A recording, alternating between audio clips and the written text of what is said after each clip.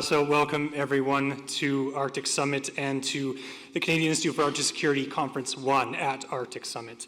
Like Tosh said, I'm Andrew Smith, the Yukon Government Project Lead for the Canadian Institute for Arctic Security, which has operated within the Yukon Government since 2024, and I'm co-chair for the summit. It's incredible to have this audience gathered here at this venue, at this time, and talking about national and global history and where we are in that geographically and with our relationships. Thank you for being here. I'll also thank the folks who came on this morning because those talks really helped set a baseline for what the discussions should be over the course of the next couple of days.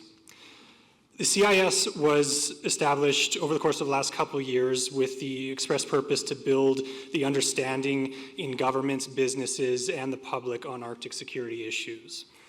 To that end, over the last year and a half, we've delivered public reporting, commentary, and events that build that baseline understanding. It may betray the name, but Conference 1 is not the first public gathering of the CIS. In March of 2025, we held Conference 0, which was something of a test run on how to deliver information on an array of security domains and help attendees find their place in a security conversation. We also produced an executive roundtable called Latitude in Haines Junction and partnered on many other conferences and presentations across the North and Canada. With Conference 1, the mission remains the same, but things have changed. The content of Conference 1 aims to be more advanced, more focused, and more technical. We're assuming that the work that's been done over the last year, as well as the general global discourse on Arctic security, has equipped and raised the baseline of understanding on Arctic security with the audience.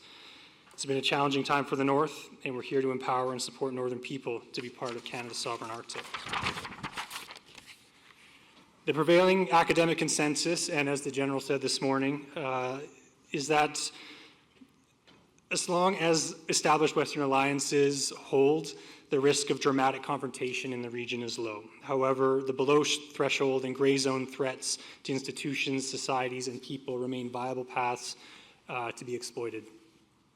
The position of Canada has also changed to meet the moment. In a world unsure what direction it's going in, Canada has steadily built commitments to security of the nation and finding global stable partners to ensure ongoing prosperity.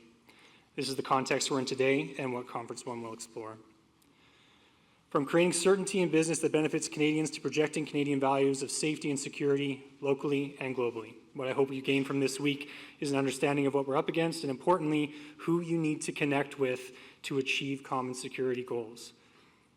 I'll reference a concept that's been present earlier today and through my entire time working on Arctic security, and that's making sure that we're meeting the moment as Northerners and that we don't miss it. This is the time to get attention on these issues and these opportunities and to go with them and make them sustained. Investments in defense and enabling infrastructure may not be a given. It will take engaged conversations like what we have assembled here at Arctic Summit. The world continues to look north. It's important that Northerners are prepared and that we help find the willing and trusted partners from the South to do business in our way that meets the requirements of the jurisdiction and land claims. Now's the opportunity to practice all of that as a society. We all need security. We all ensure our sovereignty.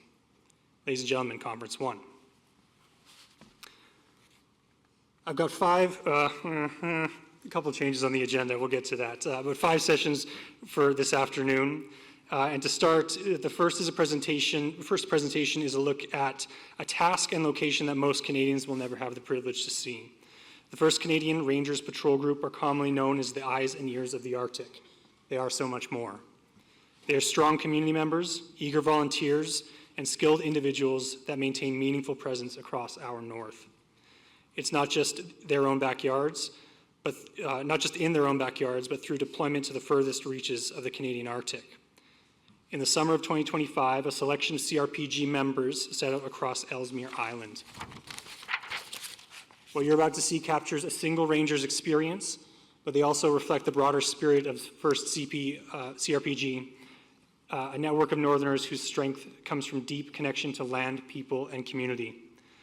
I'm very honored to invite Canadian Ranger Catherine Welsh to the stage and for her to take us on a journey through some of Canada's northernmost lands. Kathy.